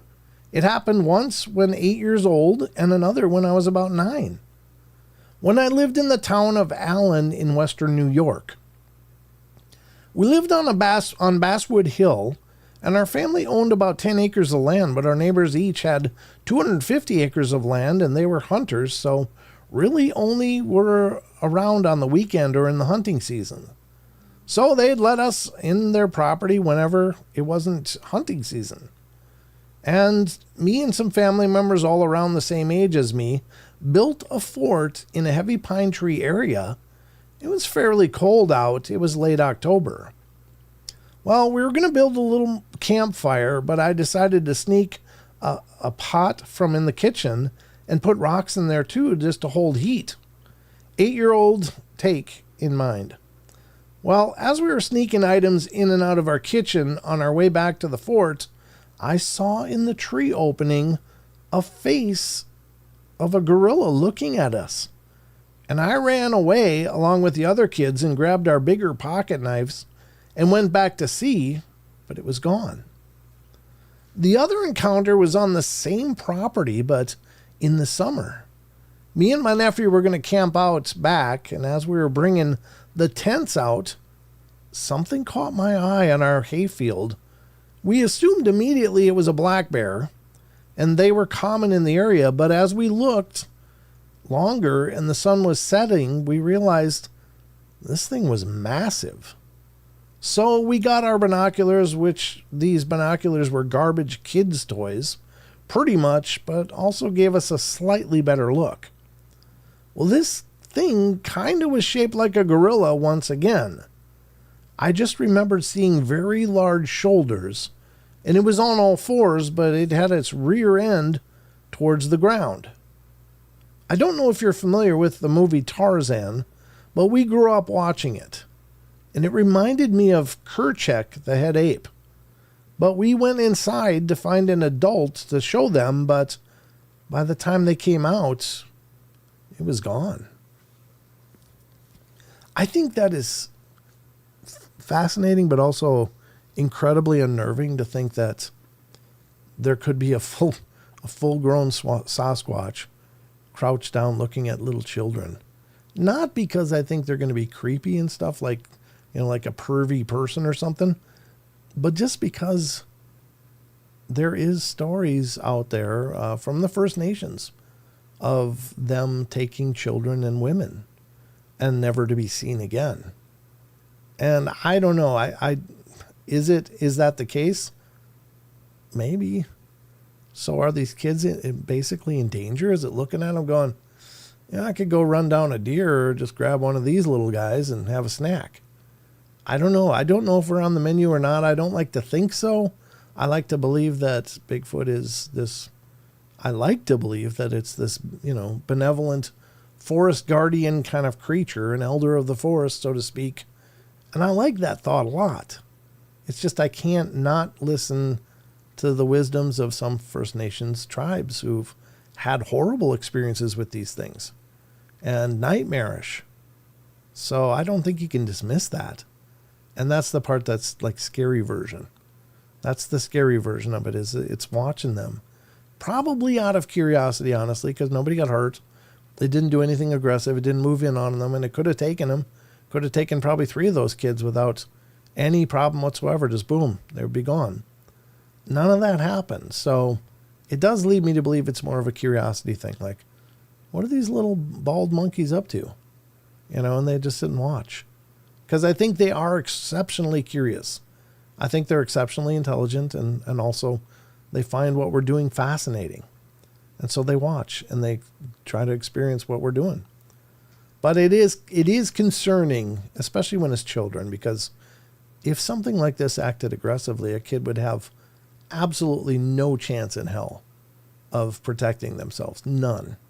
They would just be all over, and there'd be nothing but the tears, So I don't know. That's the hard part for me. It's like, if I saw something like this watching my kid, I would want to believe it was being curious and benevolent, but I would be an idiot to think that it's not possible it was something else, that it was some other motivation. So that's the scary version. For me anyway, but great experiences. I'm glad nobody was hurt. That's pretty cool. All right, we're going to go on to July 14th. Encounters from a pastor and his family.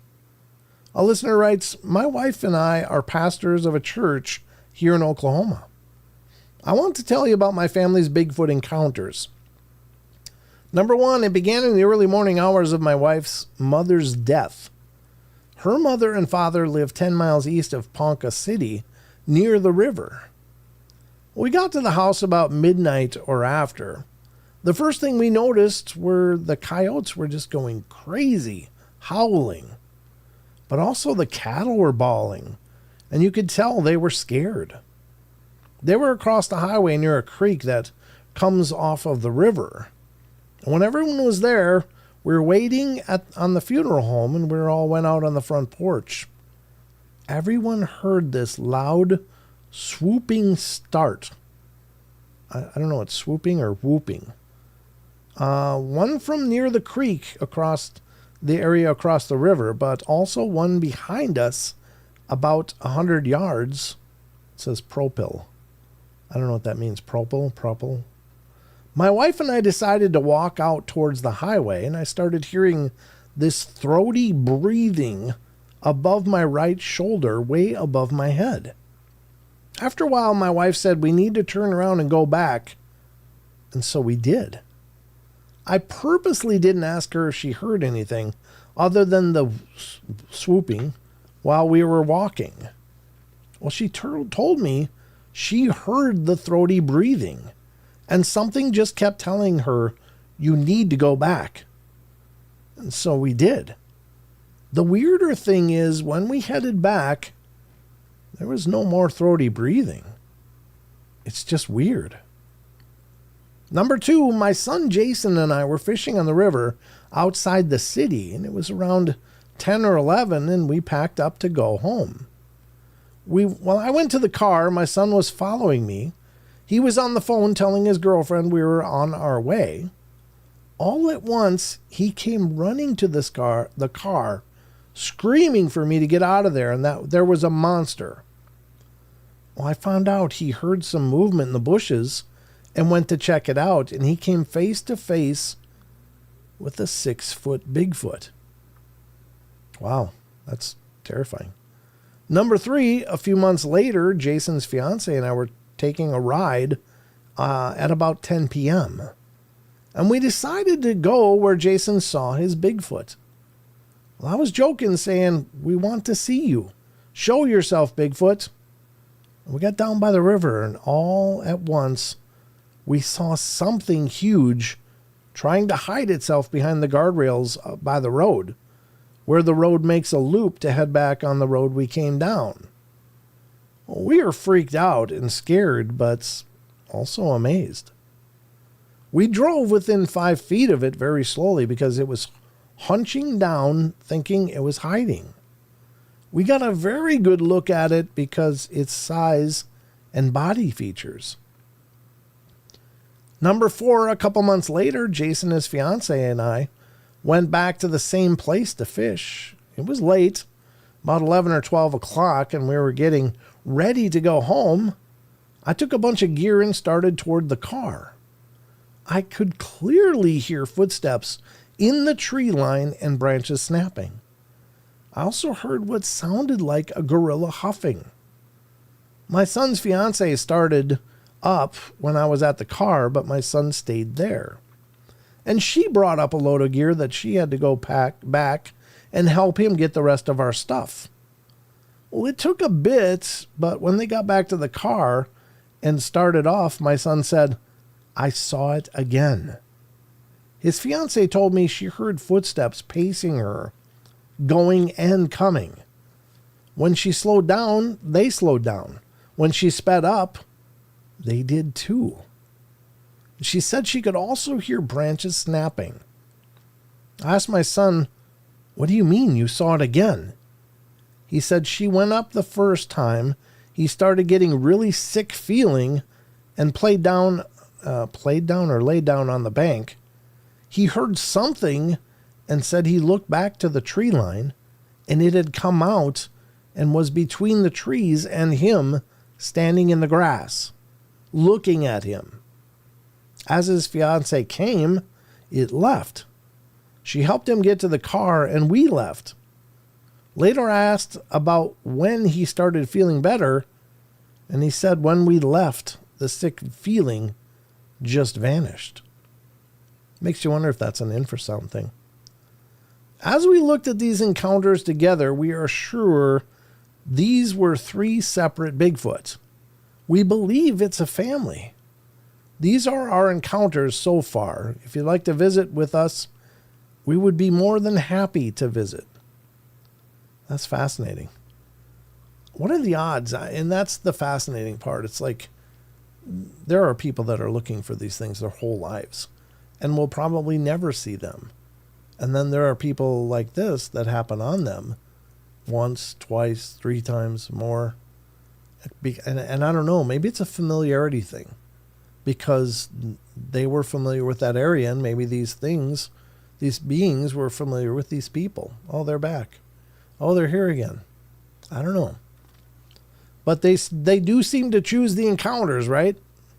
These encounters are not just random. I think that for whatever reason, by whatever measure, they're chosen.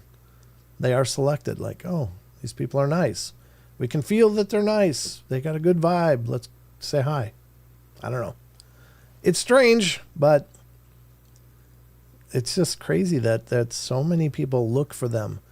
Aggressively look for Bigfoot, look for evidence, look for clues, look for something. And then you got the family fishing adventures where it's like they see them just kind of like there. Or the road crossings. The road crossings are the big conundrum for me. It's like, really? Just right in front of the car. Boom. Well, cross the road. Perfect time.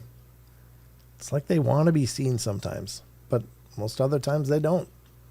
So anyway, it's very curious, but fascinating nonetheless. I said nonetheless. I don't know what lest is. I'm inventing language now. All right, this is from July 13th, tonight's show. This was an episode of Wes's show. Encounter during a BFRO expedition. Chris writes, I wanted to talk to you about an encounter I had back in 2007. I was with a few of my cousins and their grandfather, and we were doing an excursion with the BFRO, Bigfoot Field Research Organization, headed by Matt Moneymaker of Finding Bigfoot. It was before Finding Bigfoot came out, but we were there with Matt Moneymaker and Bobo. We didn't know who they were at the time. And we were walking down a path with reeds on both sides of us, and they were about 7 feet high. I'm 5'11". And it was at night, but it was either a full moon or nearly a full moon, so it wasn't that dark. While we were walking, I heard heavy footsteps to my right, as if something was sprinting at me. Well, I jumped as a natural reaction, and I jumped higher than the reeds. I saw a brown head, looked almost like Chewbacca does in the Star Wars films. Well, I landed on the ground facing the reeds and braced myself. After I landed, I heard a huge thud on the other side of the reeds. Well, I started yelling that something is right there. There was probably about 25 of us or so spread out over the course of a few hundred yards, and we were in groups of 3. My cousin's grandfather went through the reeds, and he saw that there was a huge impression in the grass.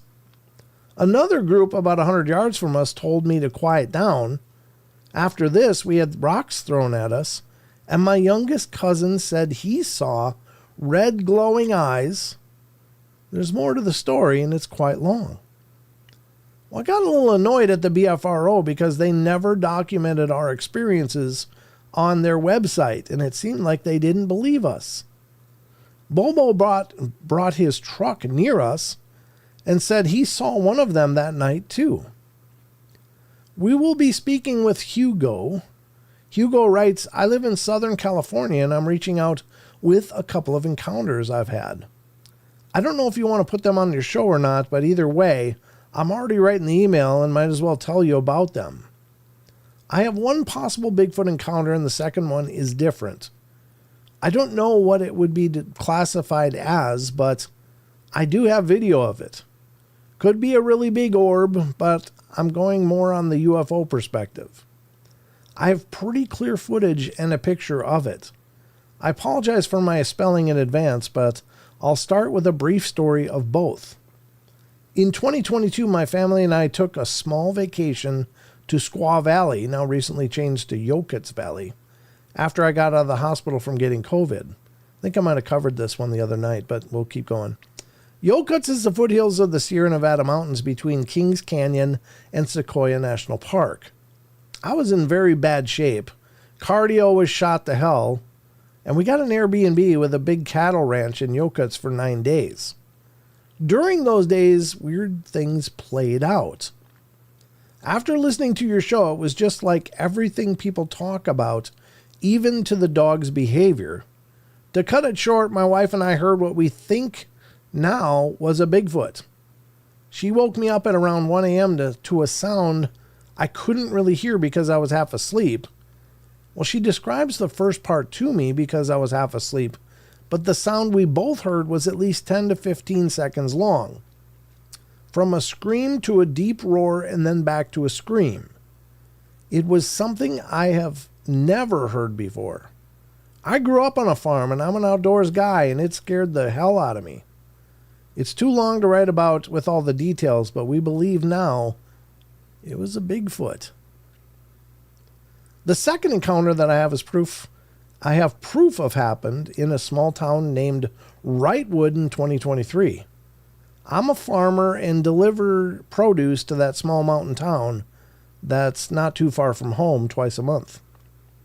I've been delivering produce there for over 12 years. I love that little town, and my family and I have always gone camping there. To cut it short, because I hate writing, I'm sorry, I had to deliver produce one morning, and after I unload, they sort out everything and I load up my crates and just leave.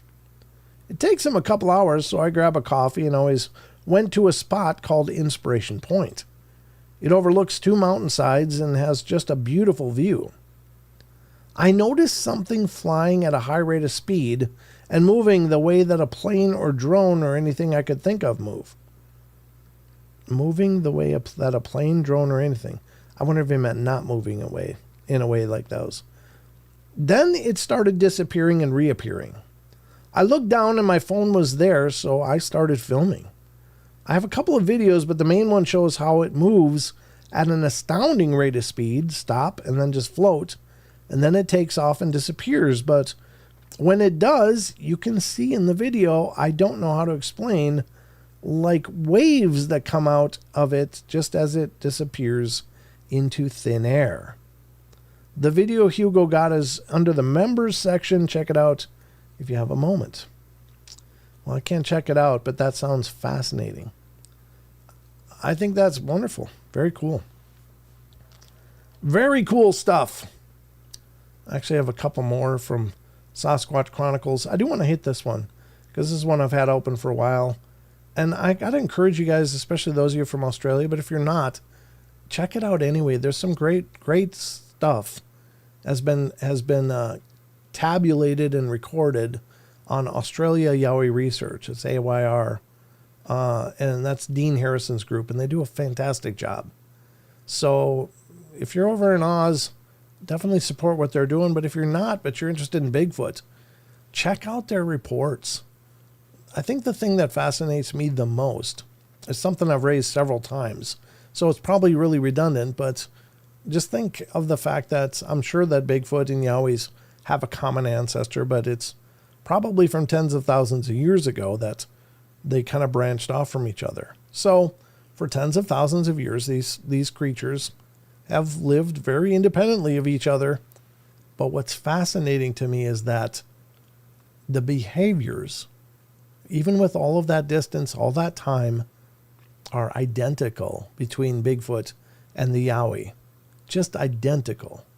And that I find absolutely mind-boggling, that these two creatures have evolved, developed, whatever, very independent of each other for a very, very long time, and yet the behaviors are carbon copies of each other. It's just incredible. And you'll get some great stories. But let's check this out. Yowie sighting at Alcoa Wetlands, Western Australia. Yowie Hunters Witness Reports, right? We receive many requests for more Yowie reports from Western Australia. Obviously from Western Australians. And this is a good report, not too far from our Jarradale number 181 sighting. The exception is Adam observed the golden rule during his encounter.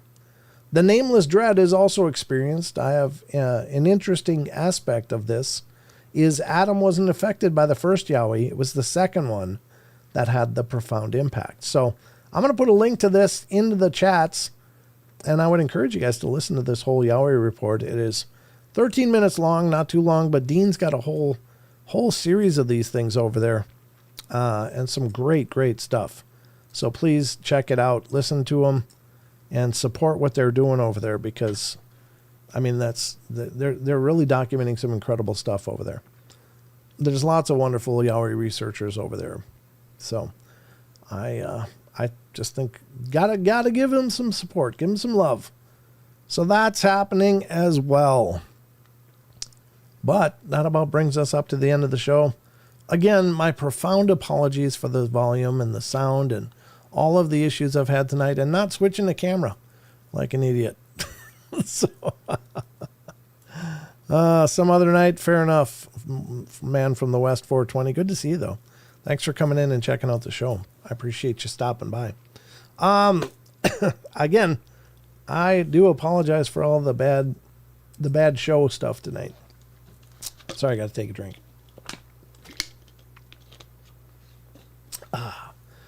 But, you know, what can I say? Stuff happens. The technology keeps updating, and when the updates come a lot of unforeseen audio issues. sometimes video issues, but I just didn't switch the camera earlier when I was talking about this footage that you guys couldn't see.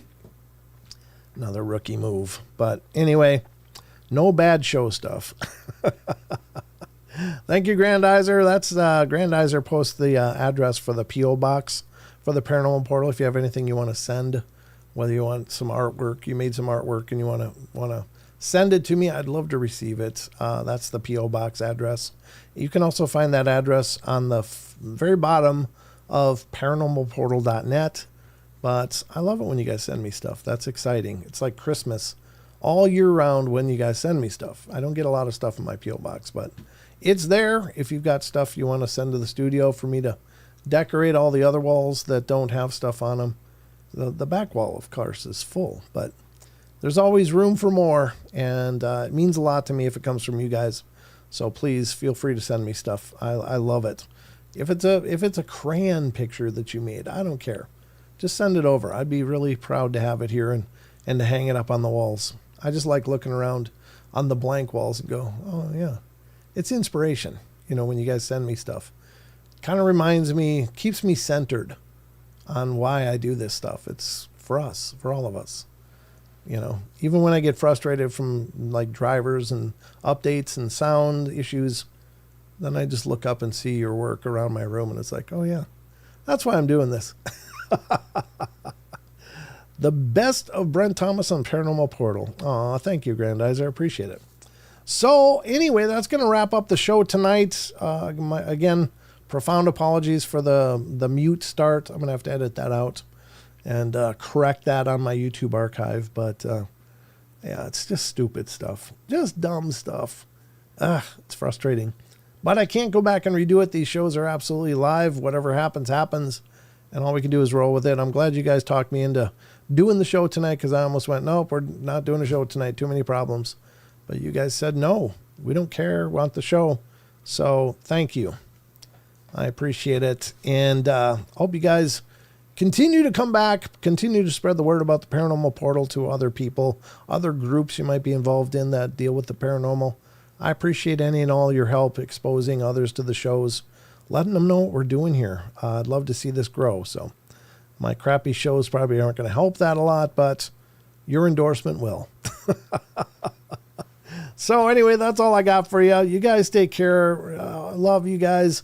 Have a great rest of your weekend, however you're going to spend it, but make sure to enjoy yourself. Kick back, relax, and give yourself some quality time. And I'll be back next Wednesday for more shows. Wednesday, Friday, Saturday, I do these live shows. Love to have you get subscribed and hit the notification bell so you get notified, hopefully, if notifications are working. I've been hearing lately people aren't being notified. I'm sorry. I don't have any control over that, but all I can do is keep trying. Keep rechecking those bells, though. I understand that a lot of people find that their notification bells are unclicked. And I don't think that's nefarious or anything. It's just YouTube is incredibly complex and there's layers and layers and layers and layers of stuff that they have to keep running. And I think that sometimes that stuff happens just as a byproduct of any number of other things. So just know that I love you all. Be good, be kind, be nice. Take care of each other, help each other out.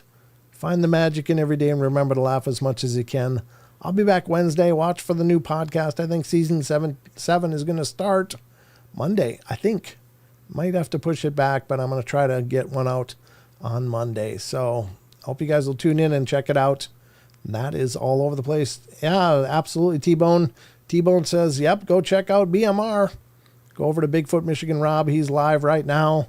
And go hang out with the man and his menagerie of fun over there. All right, that's all I got. Good night, everybody. Take care, and I'll see you on Wednesday. Until next time.